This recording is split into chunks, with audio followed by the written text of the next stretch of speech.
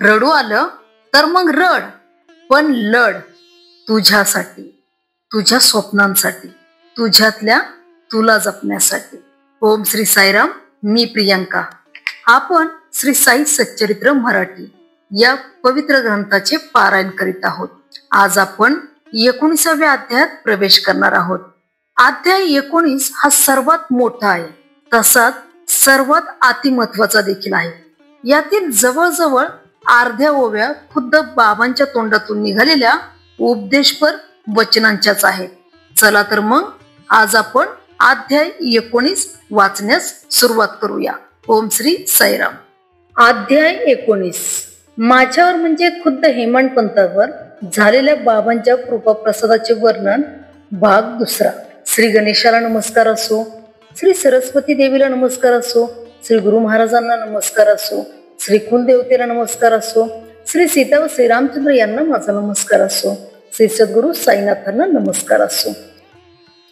हा साई लहानाहून अत्यंत लहान व मोठ्याहून अत्यंत मोठा आहे.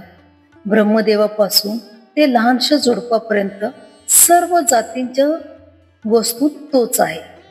अशा सद्वस्तूला रंग, रूप व काही आकार देऊन डोळ्यांनी पाहण्याची अंतःकरणात इच्छा उत्पन्न झाली. सूर्योपासक दिव्याची वात पेटवून सूर्याची भक्तिभावाने आरती करतात, किंवा गणपतीचे भक्त गोळाचा गणपती करून त्याला गोळाचाच नैवेद्य दाखवतात. अथवा मग काही लोक महासागरातून ओंजळीने पाणी घेऊन त्यानेच त्याला अर्घ्य देतात. हे सर्व वरवर पाहता योग्य नाही, परंतु सूर्य व सागर हे अत्यंत उदार मनाचे असल्याने ते भक्तांचा भाव पाहतात. त्यांचे उचित किंवा अनुचित याकडे कुठले लक्ष? भक्तांचा गौरव करणे हाच त्यांचा हेतू असतो.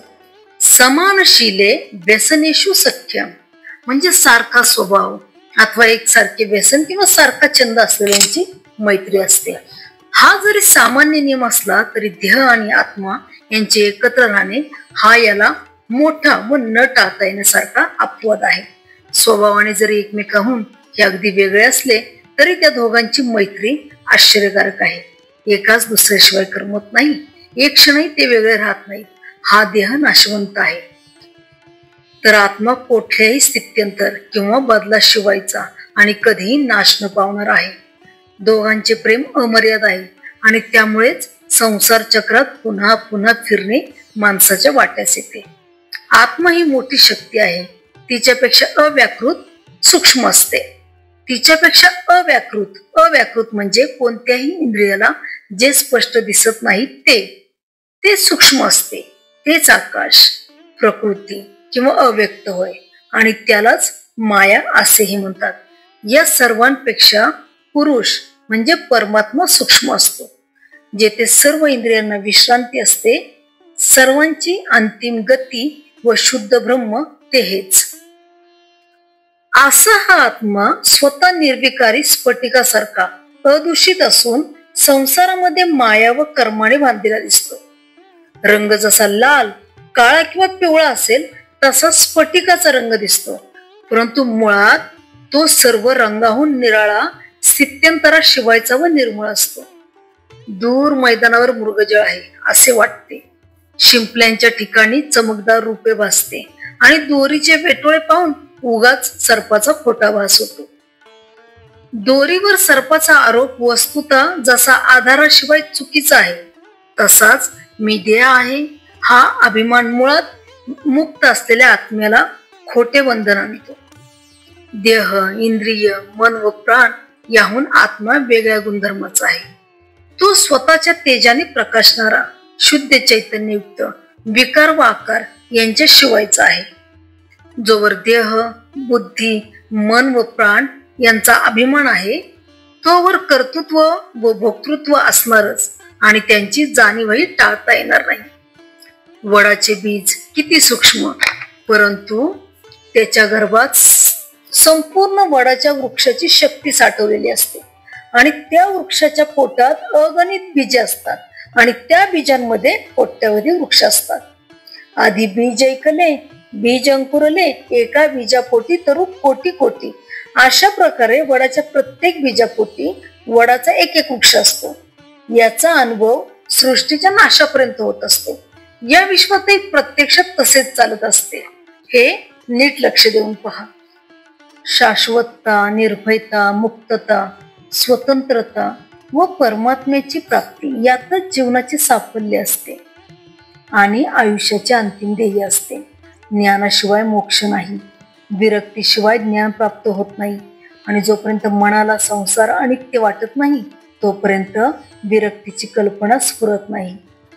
परंतु या संसाराच्या अनित्य वाटण्यामध्येच जगाचे अस्तित्व दृष्टोत्पत्तीस येते आणि हा वाट सरू मध्येच चकित होतो आणि त्याला कोठे जावे हे कळत नाही. असा हा विश्वाचा आभास आहे. शुद्ध ज्ञान स्वरूप परमात्म्याच्या ठिकाणी मायेचा खोटा विलास आहे. प्रपंचात उद्भवलेला स्वप्नांचा देखावा आहे. त्यासाठी उगाच त्रास का करून घ्यावा. स्वप्नातून जागे झाल्यावर स्वप्न नाहीसे होते. म्हणून जे स्वस्वरूपी स्थित आहे त्याला संसारातील कीर्ती, सत्ता व संपत्ती इत्यादी प्राप्त करण्याची आठवण नसते. सर्व आत्म्यांचे ऐक्य आहे असे अनुभवाचे ज्ञान झाल्याशिवाय व आत्म्याचे खरे स्वरूप जाणल्याशिवाय शोक मोहाचे बंधन तुटण्याला दुसरा काही सावधानतेचा मार्ग नसतो. ज्ञान मार्ग हा सर्वात श्रेष्ठ मार्ग आहे. असं जरी बाबा रात्रंदिवस उपदेश करीत असत तरी ते सर्वसाधारणतः भक्ती मार्गाचेच अवलंबन करण्यास सांगत असत. ज्ञान मार्गाचा महिमा सांगताना ते म्हणत की ज्ञान मार्ग रामफळासारखा असतो. भक्ती मार्ग म्हणजे सीताफळाचा आस्वाद घेणे होय. ते सहज साधण्यासारखे व चवीला गोड असते. ज्ञान म्हणजे छान पिकलेले रामफळ व भक्ती म्हणजे गोड सीताफळ. दोन्ही एकापेक्षा एक रसाने भरलेले व मधुर असतात. सुगंधही दोघांचा तसा सारखाच. रामफळाच्या आतील खाण्याचा पदार्थ फळ झाडावरून काढून जो खाली पिकवतो त्याला उगीर धरतो. उगीर म्हणजे ज्याचा उग्र वास डोक्यात भरून त्रास होतो, परंतु जो धीर धरून त्या फळाला झाडावरच पिकू देतो त्याला तो गोड लागतो. रामफळाची गोडी सरस खरी, परंतु झाडावर देठाला ते पिकले तरच. जर ते जमिनीवर खाली पडले तर ते उगीर होते, कडू होते. म्हणून झाडावरच जो पिकू जाणेल त्यालाच त्याचा आस्वाद घेता येईल. सीताफळासाठी मात्र असले कष्ट लागत नसतात. त्याची गोडी थोडी कमी परंतु फार मोलाची असते. रामफळाला जशी जमिनीवर खाली पडण्याची भीती असते तशीच ज्ञानमार्ग अवलंबणाऱ्यालाही निर्भयता नसते. त्याला अनिमा, महिमा वगैरे अष्टसिद्धीवर विजय मिळवावा लागतो आणि थोडीही हायगाई करून चालत नाही. म्हणून दयेचे सागर श्री साई आपल्या शिष्यांना बहुतेक भक्ती व नामस्मरण यांचेच विवरण करीत असत. श्रीमद भगवद्गीतेमध्ये भगवान श्रीकृष्णांनी अर्जुनाला ज्ञानापेक्षा ध्यान श्रेष्ठ आहे असे सांगितले आहे. ज्ञानापेक्षा ध्यान श्रेष्ठ आहे असे सांगितले आहे. श्री साईबाबा देखील भक्तांचे संसार बंधन तुटायला हेच साधन सांगत असत. असो, या विषयीची कथा मागील अध्यायात वर्णन करता करता राहिली, ती मी आता सांगतो. श्रोत्यांनी ऐकावे. एका वयाने वृद्ध व शक्तीने क्षीण झालेल्या म्हातारीने संकट उभे केले होते. तिने साईबाबांपासून मंत्र मागण्यासाठी अन्न व पाणी वर्ज्य करण्याचे व्रत आरंभिले होते. तिची अशी स्थिती पाहून माधवरावांना भीती पडली आणि ते बाबांजवळ मध्यस्थी करायला गेले. अशी ही पूर्वीच्या कथेची अनुसंगती आहे. साईच्या मनातले विचार दर्शवणारी ही श्री साई सच्चिरत रूपी ज्योती उजळली पाहिजे. तिचा उजेड मार्गदर्शक होऊन साध्या भोळ्या जणांना योग्य मार्ग सापडो. बाबांच्या आज्ञेवरून माधवरावांनी माझ्या बरोबर ज्या सुंदर कथेला सुरुवात केली तीच आपण आता पुढे चालवूया. माधवराव म्हणाले. म्हातारीचा निश्चय पाहून बाबांनी तिच्यावर अनुग्रह केला. तिच्या मनाचा कल फिरवला आणि कथेत नवलच झाले. बाबांनी तिला प्रेमाने हाक मारून म्हटले, आई, तू का ग धरणे घेतलेस? मरण का तुला आठवले? कोणीही प्रौढबाई असली की बाबा तिला आई म्हणून हाक मारित असत आणि पुरुषांना काका, बापू, भाई म्हणून हाक मारित असत. किती गोड नवल या हाकेचे.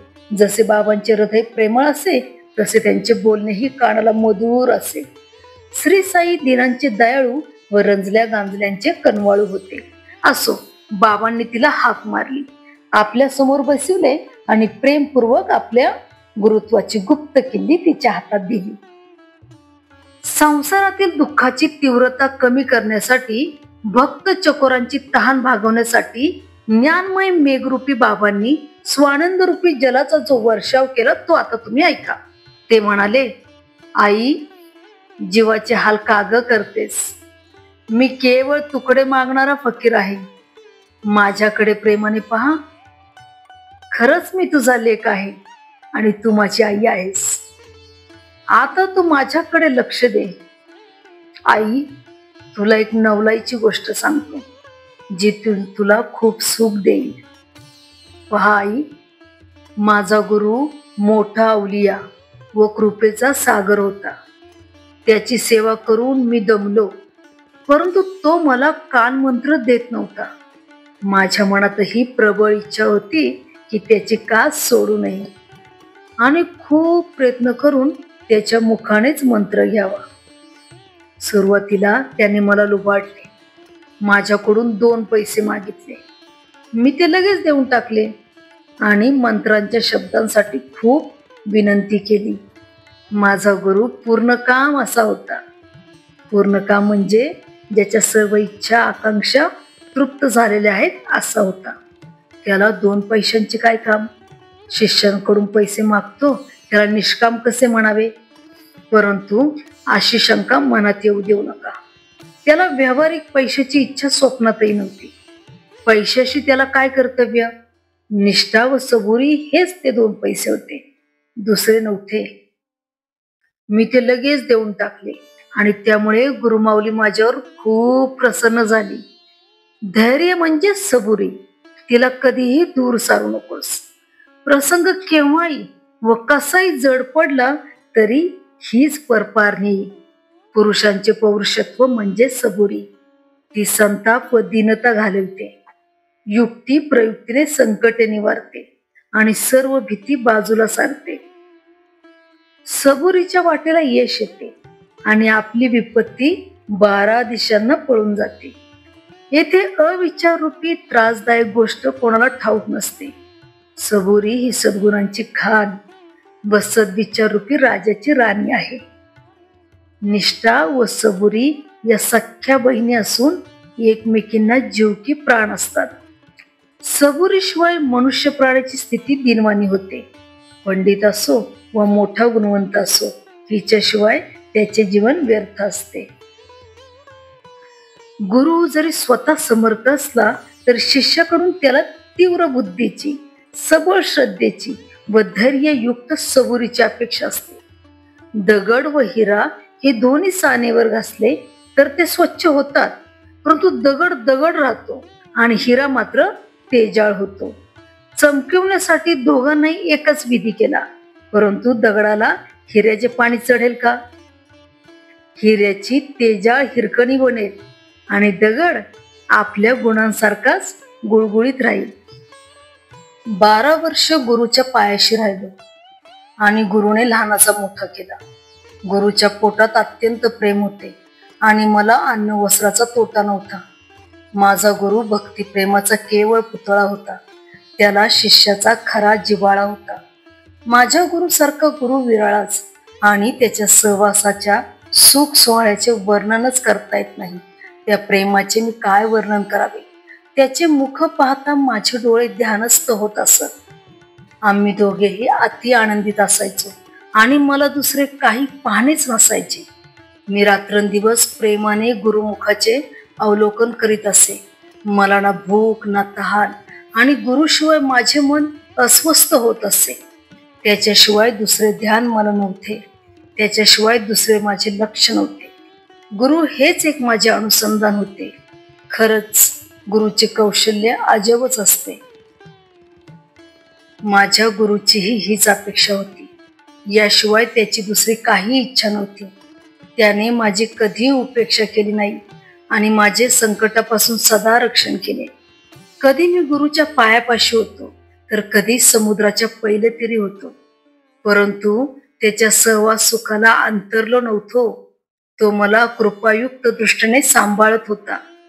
कासवी जशी आपल्या पिल्लांना स्वतःच्या दृष्टीचे खाणे खाऊ घालते, तशीच माझ्या गुरुची तरा होती. दृष्टीनेच तो लेकरांना सांभाळत असे. आई, या मशिदीत बसून मी जे सांगतो ते खरे मान. गुरुने माझेच कान नाही फुंकले तर तुझे मी कसे ग फुंकू? कासवीच्या प्रेमदृष्टीनेच तिच्या पोरांना सुख संतोष लाभतो. आई, उगाच कशाला दुःखी होतेस? मला उपदेश गोष्टी ठाऊक नाहीत.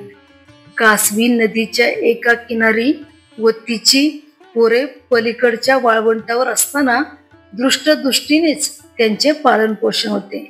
म्हणून म्हणतो, मंत्रांच्या व्यर्थ खटपटी कशासाठी पाहिजे? तर आता तू जा व अन्न खा. जीव धोक्यात घालू नकोस. माझ्याकडे फक्त लक्ष दे, म्हणजे परमार्थ हातात येईल. तू माझ्याकडे अनन्यपणे पहा आणि मीही तुझ्याकडे तसाच पाहिन. याशिवाय दुसरे काहीही माझ्या गुरुने मला शिकवलेच नाही. साधन संपन्नतेची गरज नाही, 6 शास्त्रांच्या निपुणतेची सुद्धा गरज नाही. फक्त एक पुरता विश्वास असावा की गुरुच करता व हरता आहे. म्हणूनच गुरुचे महत्व फार मोठे आहे. गुरु साक्षात ब्रह्मा विष्णू व महेश्वर आहे. असे जो कोणी गुरुची ही स्थिती जाणतो तो त्रैलोक्यात धन्य होतो. अशा प्रकारे त्या म्हातारीला बाबांनी बोध केल्यावर ती गोष्ट तिच्या मनात ठसली आणि तिने बाबांच्या चरणावर मस्तक ठेवून आपले व्रत थांबविले. ही कथा ऐकून मुळापासूनच तिची समर्पकता जाणून आणि तिची सार्थकता पाहून माझ्या मनाला आनंदपूर्वक आश्चर्य वाटले. बाबांची ही लीला पाहून परमानंदाने माझा कंठ दाटला. प्रेमाचा उमाळा येऊन गैवर आला आणि हा उत्तम उपदेश मनात ठसला. माझा कंठ दाटलेला पाहून माधवराव मला म्हणाले, का हो अण्णासाहेब, का गैवरला आणि स्वस्त कशासाठी बसला? बाबांच्या तर कथा अगणित आहेत, किती म्हणून सांगू आता मी तुम्हाला? माधवराव असे बोलत असताना मशिदीतील वाजत असलेली घंटा ऐकली. रोज दुपारी जेवणाआधी भक्त मशिदीत जाऊन बसत आणि गंध, अक्षदा, आर्ध्य पाद्य इत्यादी विधींसह बाबांची पूजा करीत असत. आर्ध्य पाद्य म्हणजे हातपाय धुण्यासाठी पाणी देत असत. त्यानंतर बापूसाहेब जोग पंचारती घेऊन बाबांना भक्तियुक्त प्रेमाने ओवाळीत असत आणि भक्त लोक आरत्या म्हणत असत.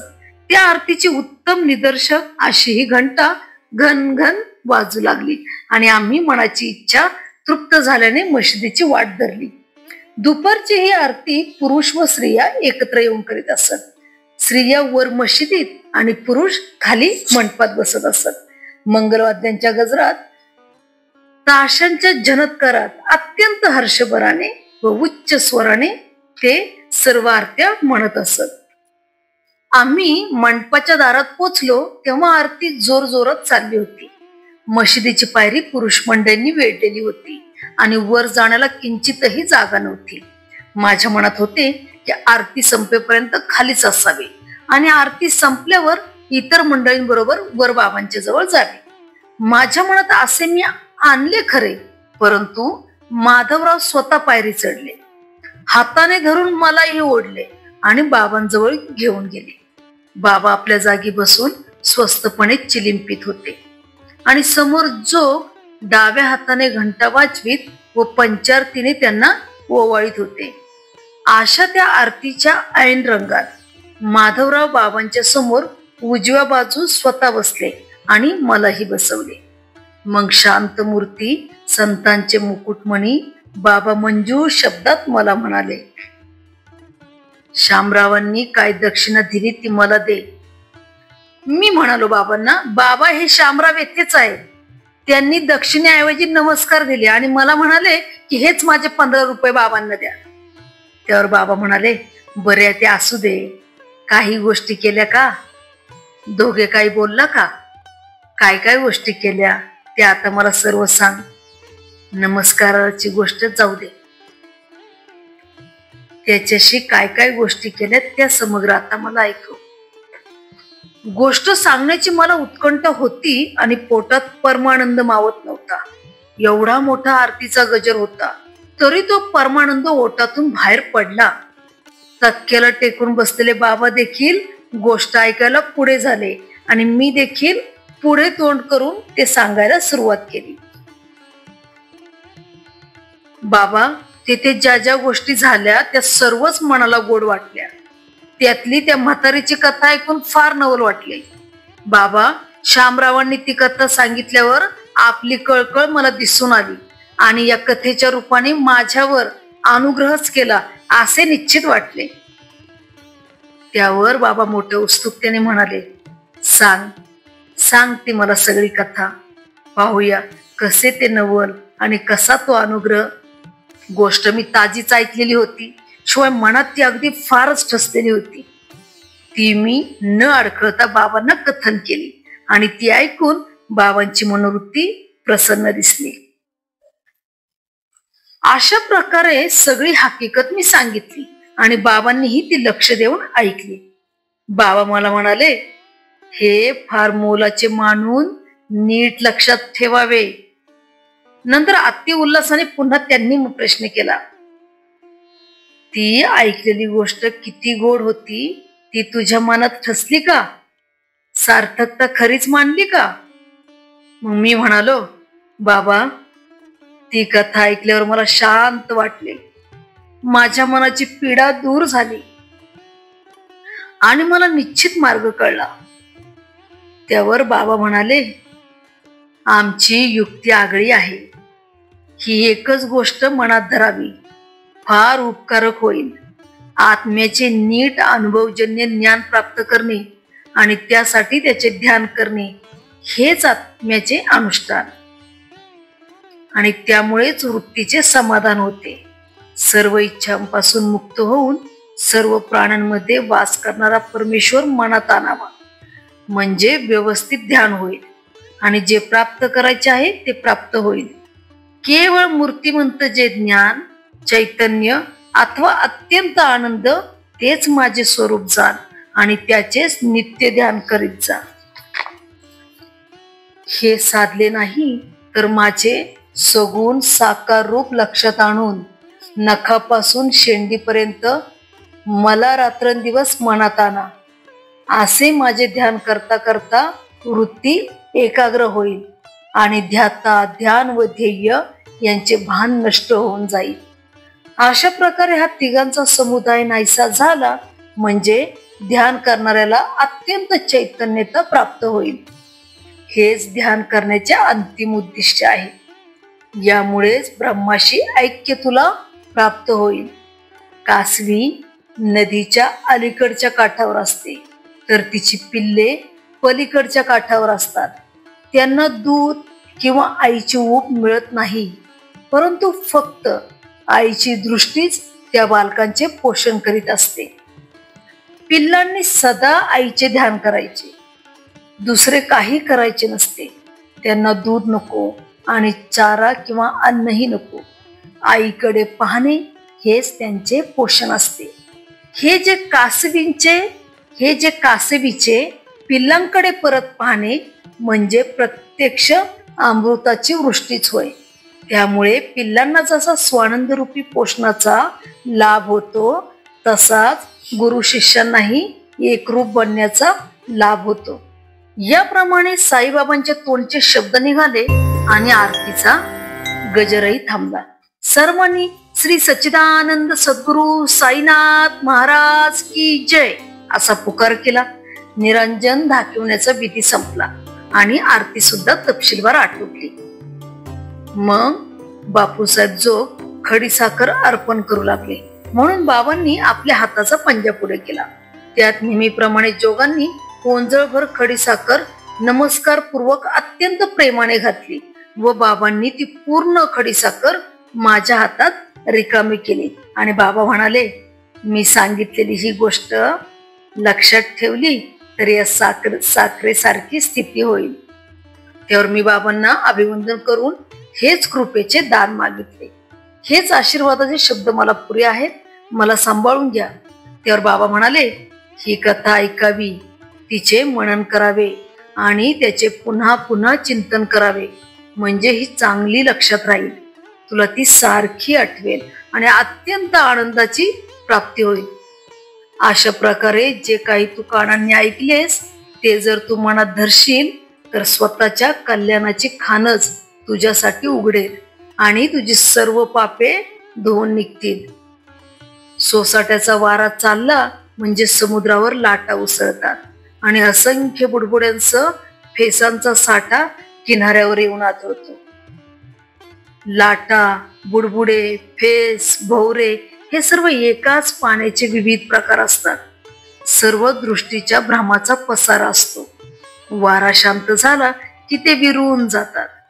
हा काय प्रकार झाला म्हणावा? हे सर्व नाश पावले म्हणावे का? तर हा सर्व मायेचा खेळ जाणून झाले गेले सारखेच आहे असे समजावे. सृष्टीची ही अशीच घडामोड असते. म्हणून विवेक संपन्न माणसाला त्यांचे कौतुक नसते. ते नाशवंत वस्तूंची आसक्ती ठेवून नसतात आणि शाश्वत वस्तूंची जोड साधून घेत असतात. ज्ञानापेक्षा ध्यानाचे महत्व जास्त आहे, परंतु त्यासाठी यथार्थ ज्ञान असावे लागते. सद्वस्तूचा सर्वतोपरी समज किंवा बोध झाल्याशिवाय त्याचे नीट ध्यान साधत नसते.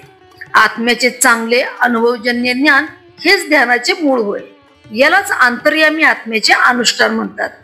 परंतु जो विशेष मुद्दे किंवा गोष्टी शिवायचा आहे त्याला ध्यानात कसा आणता येईल? तो तर फसवून जातो. तर अंतर्यामी आत्मा हाच ईश्वर होय आणि जो ईश्वर तोच गुरु होय. तिघांमध्ये भेद मुळीच नाही. पुन्हा पुन्हा चिंतन चांगले पक्के झाले आणि ध्याता व ध्यान एकमेकात मिसळून गेले म्हणजे दिवस असा अजिबात वारा वाहत नसताना स्थिर असतो. त्याप्रमाणे चित्ताला शांतता येते आणि तिलाच समाधी म्हणतात. सर्व इच्छा आकांक्षांपासून अगदी मुक्त होऊन तो सर्व प्राण्यांचा अंतर्यामी आहे असे जाणून आपल्याशिवाय जगात दुसरे काहीच नाही हे समजून कसलीही व कोणाचीही भीती नसलेली स्थिती प्राप्त झाली की तो ध्यानात येतो. मग अविद्येमुळे उत्पन्न झालेल्या कर्माच्या बंधनाचे संबंध तटातट तुटतात. विधी निषेधाचे निर्बंध सुटतात आणि मुक्तीचा आनंद लुटायला मिळतो. आधी आत्मा आहे की नाही, तो एकच आहे की ठिकठिकाणी निरनिराळा आहे आणि तो कर्म करणारा आहे की तो कर्म करीतच नाही, हे पाहण्यासाठी 6 शास्त्रे धुंडाळावी. सर्व प्राण्यामधील आत्मे एकच आहे याचा प्रत्यक्ष अनुभव घेणे हीच ज्ञानाची पराकाष्ठा आहे. मोक्षाची व परमानंदाची उत्पत्ती खरी तेथूनच होते. आंधळ्या माणसाकरता हत्तीचे वर्णन करण्यासाठी बृहस्पती सारखा वक्ता आणला. बृहस्पती कोण होते? अत्यंत बुद्धिमान समजले जाणारे देवांचे गुरु होते. तर त्यांच्यासारखा वक्ता आणला तरी त्यांच्या वक्तृत्वाने हत्तीचे स्वरूप ध्यानात येत नसते. वाणीला अगम्य अशा वस्तूंचे वर्णन करता येत नसते. वक्त्याचे तोंड आणि श्रोत्यांचे कान काय गेलेले डोळे परत आणतील? हत्तीचे खरेखुरे स्वरूप पाहण्यासाठी केवळ डोळे हेच उपयोगी पडणारे असतात. डोळे नसताना आंधळ्याच्या अनुभवाला हत्ती कसा येईल? तसेच गुरु जेव्हा दिव्य नेत्र देईल तेव्हाच ज्ञानाचा ठेवा हाती येईल. साईबाबा स्वतः संपूर्ण अनुभव ज्ञानाचा साठा आहे. त्यांच्या स्वरूपाचे यथास्थित ज्ञान करून घेणे हेच त्यांच्या ध्यानाचे अनुष्ठान व दर्शन आहे. अविद्या, काम व कर्म यांच्या बंधनापासून संपूर्णपणे मोकळे होण्यासाठी दुसरे काही साधन नाही हे लक्षात ठेवा. साई नाही तुमचा किंवा आमचा, तो तर खरोखर सर्व प्राण्यात वास करणार आहे. सूर्य जसा सगळ्या जगाचा आहे तसाच हा सर्वांचा आहे. आता त्याचे सर्वसाधारण व अमूल्य बोल ऐका. वेळोवेळी म्हटलेले ते बोल लक्षात ठेवले तर तुमचे हित सदा सर्वदा सफल होईल. बाबा म्हणत, पूर्वजन्मीचे ऋणानुबंध असल्याशिवाय कोणीही कोठेही जातच नाही. म्हणून माणसांनाच काय, पशु पक्ष्यांनाही हडहड करू नकोस. आल्या गेल्याचा आदर कर. तहानलेल्याला पाणी, भुकेलेल्याला भाकरी, उघडे अंग असलेला वस्त्र आणि ठाव ठिकाणा नसणाऱ्याला बसण्यासाठी ओटा दिलास तर श्रीहरीला संतोष होईल. तुझ्या मनात एखाद्याला पैसा कसा द्यावा अशी शंका वाटत असेल तर देऊ नकोस, परंतु त्याच्या अंगावर कुत्र्यासारखा ओरडू नकोस. कोणीही तुला 100 बोलू दे, तू त्याला उलट कटुत्तर देऊ नकोस. सदा सहिष्णुता धरली तर अमर्याद सुख लाभेल. दुनिया इकडची तिकडे झाली तरी आपण मागे पुढे होऊ नये. आपल्या जागी अगदी स्वस्थ राहून दुनियेतले कौतुक तेवढे पाहावे. तुमच्या आमच्यातील भिंत पाडून टाका, म्हणजे जाण्या येण्याचा प्रशस्त मार्ग अगदी निर्धास्त होईल. मी तूपणाची बेदवृत्ती हीच ती गुरु शिष्यांमधील भिंत आहे. ती निश्चितपणे पाडून टाकली नाही तर त्यांच्यामध्ये ऐक्य स्थिती प्राप्त होणे कठीण. त्याच्याशिवाय आपला कोणी संरक्षण करता नाही. त्याची करणी अलौकिक, अमौलिक आणि न कळणारी आहे. तो जे करील तेच होईल. त्याचा मार्ग तोच दाखवेल. एकही क्षण न लागता वेळ येईल आणि आपल्या मनाची इच्छा पुरी होईल. ऋणानुबंधाच्या गाठी आहेत म्हणून तुमच्या आणि आमच्या भेटी दैववशात झाल्या आहेत. तरी पोटात एकमेकांबद्दल प्रेम धरूया आणि सुख संतोषाचा अनुभव घेऊया. येथे कोण अमर आहे? कृतार्थ त्याला म्हणावा ज्याला परमार्थ लाभला आहे. नाही तरी जोपर्यंत श्वासोश्वास चालतो तोपर्यंतच जीव मात्र जिवंत राहत असतात. हे कृपावचन कानी पडले आणि माझे आतुर मन सुखावले. तहानलेल्या मला जणू काय पाणी लाभले आणि मी आनंदयुक्त झालो. जवळ अप्रतिम बुद्धी असेल व कधीही न ढळणारी गाढ श्रद्धा असेल तरी साई सारख्या गुरुचे बळ लावायला प्रबळ भाग्याचीच आवश्यकता असावी लागते. यातील सार पाहू जाता श्रीकृष्ण भगवान गीतेत जे बोलले तेच अगदी खरे आहे. जे मला जसे बसतात तसे मी त्यांना फल देतो. म्हणजे सर्व भार कर्मावरच आहे. जसे कर्म केले असेल तसे ज्ञान जोडले असेल आणि जसा अभ्यास केला असेल त्या प्रमाणात हीच साधली जाते. हेच या अध्यायातील तात्पर्य आहे आणि हेच येथील बोधामृत होय. ज्या अनन्य भावाने माझे चिंतन करतात त्या नित्य योगयुक्त पुरुषांचा प्रपंच निर्वाह गोविंद पूर्णपणे चालवितो. हेच भगवद्गीतेचे वर्म येथेही लागू पडते. हा गोड उपदेश ऐकून माझ्या डोळ्यासमोर स्मृतीचे हे वचन उभे राहिले. तुम्ही जोर काढू लागा. दुधाची काळजी सर्वस्वी टाकून द्या. तुमच्या पाठीमागे दुधाची वाटी घेऊन मी उभाच आहे. परंतु म्हणाल की जोर मी काढावे आणि दुधाचे प्याले तुम्ही यथेच्छ प्यावे तर असले मला ठाऊक नाही. माणसाने कार्य करण्यासाठी तत्पर असावे.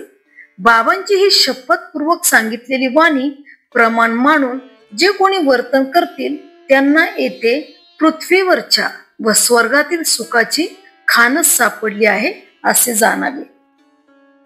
आता श्रोत्यांना आणखी मी विनंती करतो की एक क्षण चित्त सुस्थिर करा आणि माझ्या अनुभवाची निश्चयाला पोषक देण्याच्या साईबाबांच्या स्वभावाबद्दलची एक कथा ऐका. एखादे चांगले काम करण्याचा नियम धरला तर साई महाराज कसे उत्तेजन देतात आणि ओठ हलवल्याशिवाय कसा अनुग्रह करतात ते ऐका.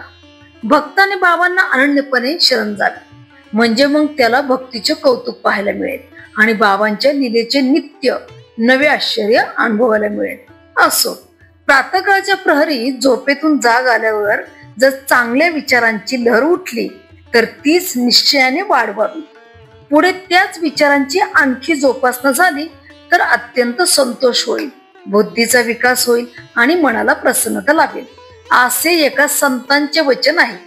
मला वाटले की त्या वचनाची प्रचिती घ्यावी. त्याप्रमाणे जेव्हा मी अनुभव घेतला तेव्हा माझ्या मनाला शांती वाटली आणि अंतकरणाला आश्चर्य वाटले. शिर्डी सारखे पवित्र स्थान व गुरुवार सारखा मंगल दिवस होता. मनाला वाटले रामनामाचा अखंड जप करावा.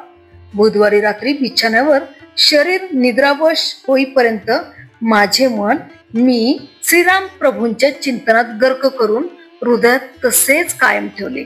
प्रातःकाळी जाग आल्याबरोबर मनाला रामनाम आठवले आणि अशी वृत्ती उठलेली पाहून जिभेची सार्थकता झाल्यासारखे वाटले. मग निश्चयाने मन स्थिर केले. शौच व मुखमार्जन आटोपून मिळतील ती फुले गोळा करून साईबाबांच्या पाठीच्या दर्शनाला निघालो. दीक्षितांचे घर सोडले आणि बुट्टीच्या वाड्यांबाहेर पडलो. तो औरंगाबादकर यांना मधुर सुंदर गीत गाताना ऐकले.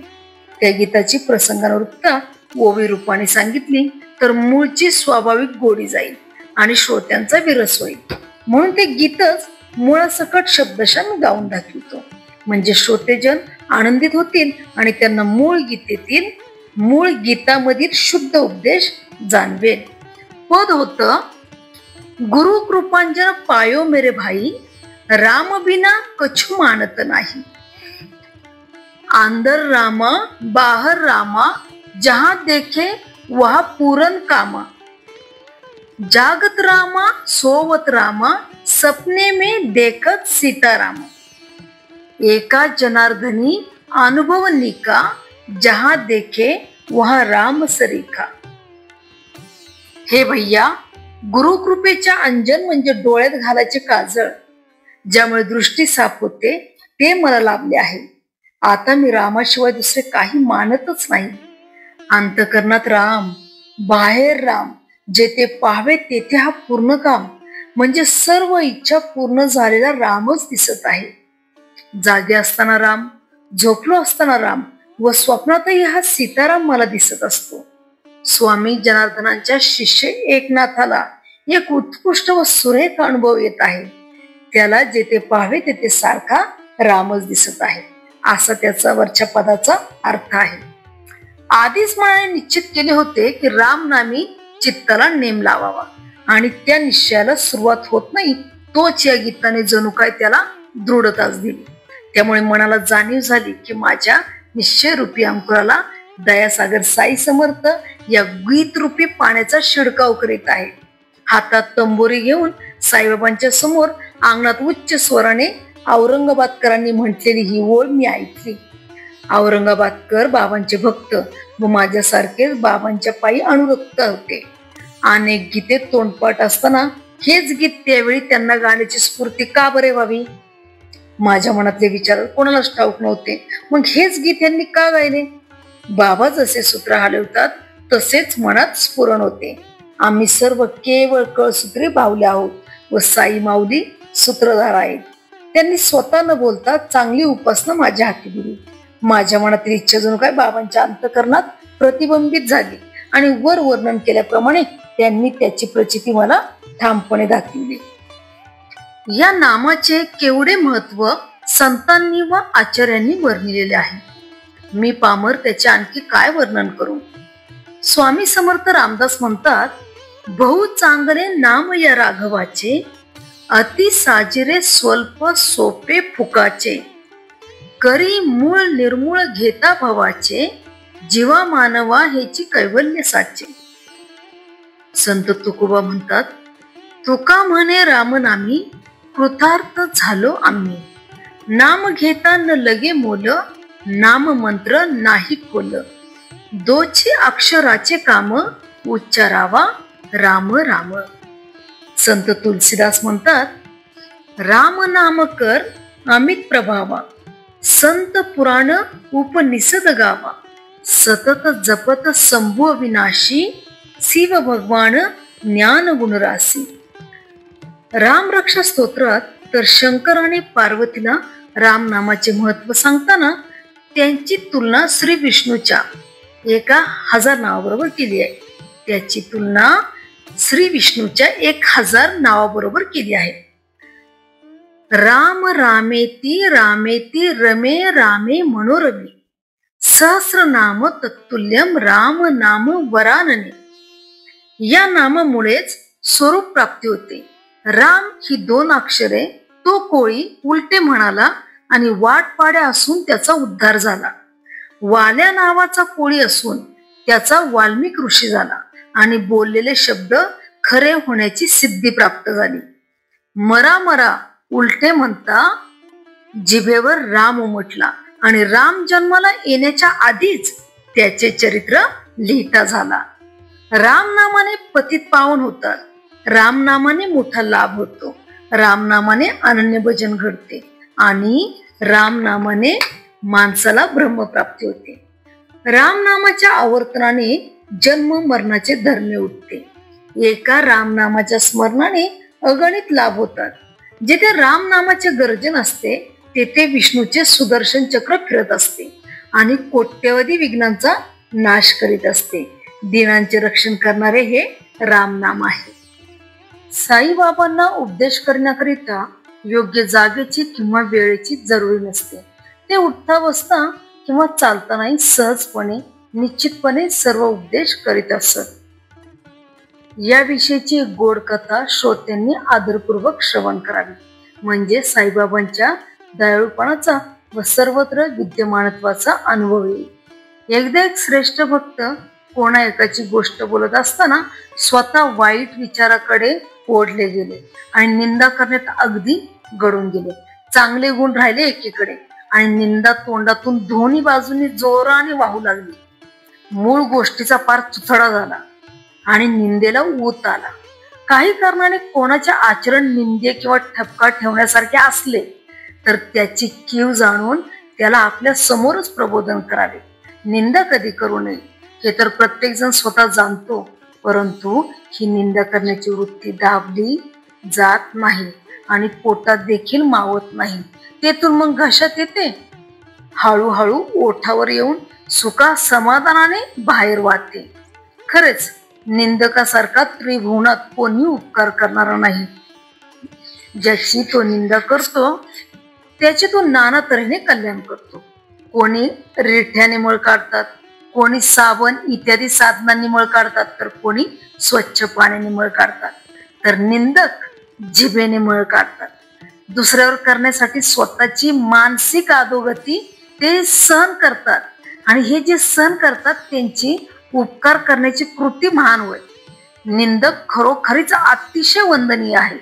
ज्यांची ते निंदा करतात त्यांना ते पावलोपावली सावध करतात. निंदेच्या निमित्ताने त्यांचे दोष त्यांना जाणवून देतात आणि भविष्यातील अनेक प्रकारचे अनर्थ टाळतात. त्यांच्या उपकाराची मी किती बरे स्तुती करू. ज्याच्या महानतेचे साधू संतांनी अनेक तऱ्हांनी वर्णन केले आहे त्या निंदक जणांना माझा साष्टांग नमस्कार असो. त्या भक्ताच्या तोंडाला निंदा करण्याचा ऊत आलेला पाहून ती ऐकणाऱ्यांना किळस आली आणि ती सर्व मंडळी बाबांच्या दर्शनासाठी मशिदीकडे निघाली आणि ते निंदक भक्त शौचासाठी नाल्याकडे निघाले. साईबाबा तर पूर्ण अंतर्ज्ञानी होते. भक्तांना वेळीच ते शिकवण देत असत. पुढे त्यांनी कसा प्रकार घडून आणला तो आता तुम्ही ऐका. मंडळीचं बाबा लेंडीबागीकडे निघाले असताना बाबांनी त्या निंदक भक्ताबद्दल चौकशी केली. त्यावर मंडळी म्हणाली की ते नाल्यावर शौचाला गेले आहेत. नंतर आपला कार्यक्रम आटोपल्यावर बाबांची स्वारी लेंडीवरून परत फिरली. नाल्यावरून ते निंदक भक्तही घरी जाण्यासाठी परत फिरले. वाटेत त्यांची व बाबांची भेट झाली आणि जी हकीकत घडली ती तुम्ही काळजीपूर्वक ऐका अशी मी श्रोत्यांना हात जोडून विनंती करतो. तेथेच एका कुंपणा शेजारी गावातील एक डुकरी जन लोकांचा मल्लोत्सर्ग गोड पक्वानाप्रमाणे प्रेमाने व आवडीने मनसोक्त चाकत असलेली आपल्या हाताने दाखवून त्या भक्ताला बाबा म्हणाले, पहा पहा त्या डुकरीच्या जिभेला काय गोडी वाटते आहे. जन लोकांचा मलोत्सर्ग पुष्करत आहे आणि आपल्या आप्तजनांवर राग दाखवण्याची आपली हाऊस यथेष्ट फेडून घेत आहे. मोठ्या पुण्याईने प्राप्त झालेला हा मानवाचा जन्म जो अशा रीतीने फुकट घालवून स्वतःचा घात करून घेणाऱ्याला ही शिर्डी कोणते सुख देऊ शकेल.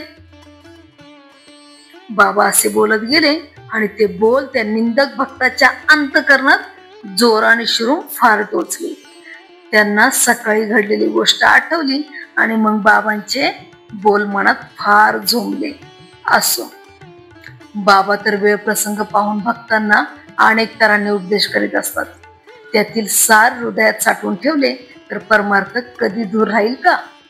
असेल माझा हरी तर देईल खाटल्यावरी या म्हणीचा खरेपणा खोटा नव्हे, परंतु तो अन्न व वस्त्र एवढ्याच पुरता लागू आहे. त्याला जो परमार्थासाठी लावू पाहिल त्याचा परमार्थ सर्व तऱ्हेने लुबाडला जाईल. जैसे जो करील तैसे तो भरील, हे बाबांचे बोल अत्यंत मोलाचे आहेत। आणखी सुद्धा बाबांचे बोल ऐकले तर आत्मानंदाला डोलायला लावतील आणि भावभक्तीची ओल असली तर तिची मुळे खूप खोल जातील। मी पाण्यात, जमिनीत किंवा लाकडात, कुठल्याही जागी, लोकवस्तीत किंवा रानावनात, आपल्या देशात व परदेशात, तसेच दैदिप्यमान आकाशातही भरलेलो आहे। मी एक देश नव्हे, 3.5 हातांच्या मर्यादित जागेत माझे अस्तित्व जे मानतात त्यांची चुकीची समजूत दूर करण्यासाठी मी देह धारण केला आहे। जे फक्त मनात कोणती इच्छा न धरता एकनिष्ठपणे केवळ माझे एकट्याचेच रात्रंदिवस भजन करतात त्यांना मी तूपणाच्या दुजा भावाशिवायचे प्रत्यक्ष मी पण प्राप्त होते। गुळ गोडीशिवाय वेगळा राहू शकेल, समुद्र लाटांशिवाय वेगळा राहू शकेल किंवा डोळा तेजाला सोडून राहील, परंतु माझा भोळा भक्त माझ्याशिवाय वेगळा राहणार नाही। ज्याच्या मनात जन्म मरणांचे फेरे निश्चितपणे चुकवायचे असतील त्याने प्रयत्नपूर्वक शास्त्रांनी सांगितल्याप्रमाणे सदाचाराने राहून कोणत्याही कारणाने मनोविकार क्षुब्ध होऊ न देता सदा सर्वदा शांत असावे। त्याने कोणत्याही मनाला झोंबतील, त्याने कोणाच्याही मनाला झोंबतील किंवा टोचतील असे शब्द बोलू नये, कोणाच्याही नाजूक भावना दुखवू नये किंवा उणेपणा उघड करू नये आणि सदा चांगल्या व पापरहित कर्मात मग्न असावे आणि आपल्या कर्तव्य कर्माकडे लक्ष ठेवून असावे। माझ्या ठिकाणी मन व बुद्धी लावून समर्थ अशा माझे सतत स्मरण करावे। आशात त्याला देहाचे कधीही काही हो याची पर्वा नसते आणि कसलीही भीती तर खात्रीने नसते। जो माझ्याकडे अनन्य पाहतो, जो पापांपासून मुक्त करणाऱ्या माझ्या कथांचे श्रद्धेने वर्णन करतो व ऐकतो, जो माझ्याशिवाय दुसऱ्या कोणाबद्दलही भक्तिभाव धरीत नाही, त्याचे चित्त परमात्मा स्वरूपच होईल। माझे नाव घ्या, मला शरण या, हे तर सगळ्यांना बाबा सांगत गेले, पण त्याबरोबरच आपण कोण ते जाणण्याकरता त्यांना आपल्या कथांचे श्रवण व मनन करण्याचा उपदेश केला। अशा प्रकारे कोणा एकाला भगवंताचे नामस्मरण, तर दुसऱ्याला भगवंताच्या लीलेचे श्रवण, तर तिसऱ्याला भगवंताची पूजा अर्चा बाबा सांगत असत। वेगवेगळे नियम वेगवेगळ्या अधिकारी व्यक्तींना सांगितले जात।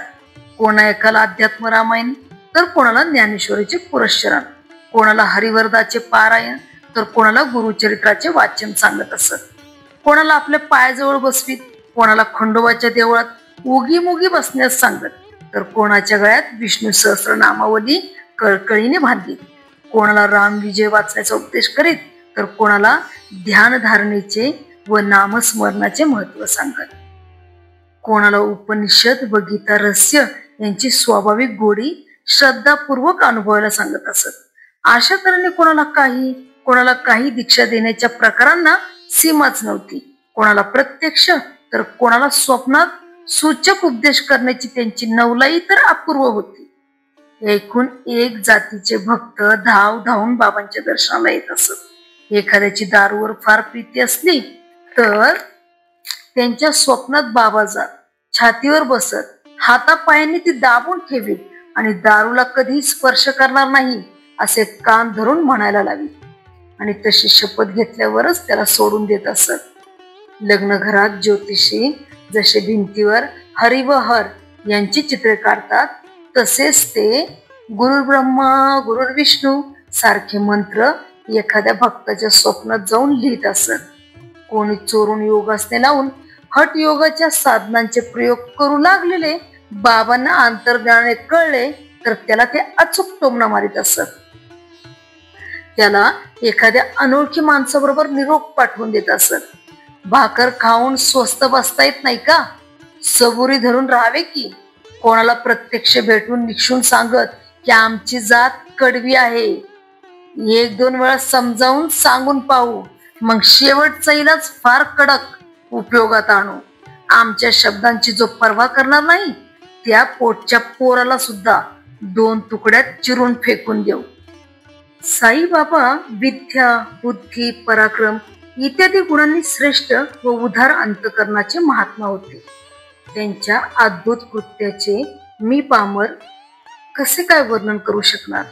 ते कोणाला ज्ञान व विरक्तीची प्राप्ती करून देत असत, तर कोणाला चांगली मनोवृत्ती व भक्ती मिळवून देत असत, तर कोणाला संसारातील व्यवहारातील निर्दोष व स्तुत्य वर्तनाची शिस्तही लावून देत असत. त्याबद्दल उदाहरण म्हणून एक चुटका मी श्रोत्यांना कथन करतो. एकदा भर दुपारी बाबांच्या मनात काय आले कोणास ठाऊक. त्यांची स्वारी राधा कृष्णाच्या घराशेजारी अचानक आली. बरोबर काही लोक होते. बाबा म्हणाले, आणा रे आणा, आणा रे शिडी. लगेच एकाने तात्काळ जाऊन शिडी आणून ठेवली. बाबांनी ती जवळच्या घराला लावली आणि स्वतः छपरावर चढले.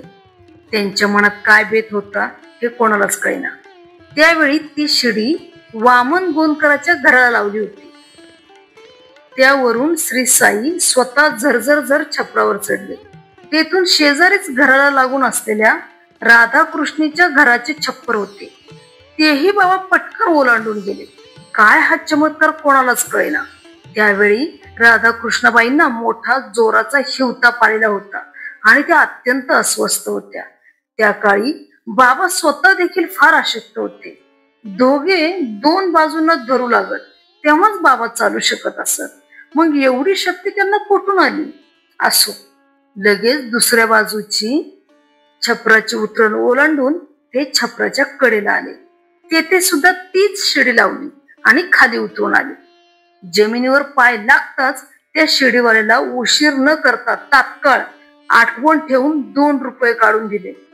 2 ठिकाणी फक्त शिडी लावली, हेच काय ते त्याची मेहनत. परंतु त्याची भरपाई बाबांनी एवढ्या मोठ्या तऱ्हेने फेडावी का. जमलेल्या लोकांच्या मध्ये सहज कुतूहल उत्पन्न झाले की बाबांनी निसनवाल्याला इतका पैसा कसा काय दिला. कोणीतरी बाबांना विचारा असे ते म्हणू लागले.